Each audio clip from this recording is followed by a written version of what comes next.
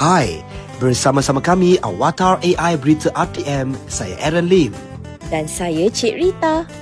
Musim perayaan ini kami ada sedikit pesanan.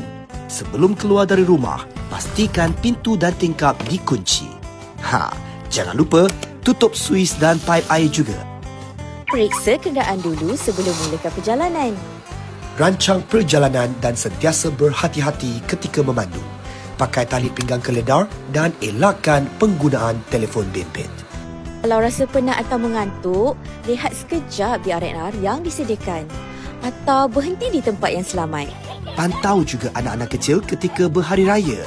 Adik-adik, jangan main mercun. Bahaya. Hari raya memanglah makanan sedap-sedap. Tapi makan kena beringat juga. Kurangkan makanan berlemak dan bergula.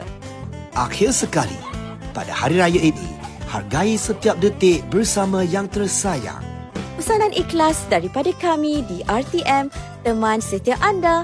Selamat Hari Raya Aidilfitri. Maaf Zahir dan Batin. Syukuri Syawal. Syukuri Syawal.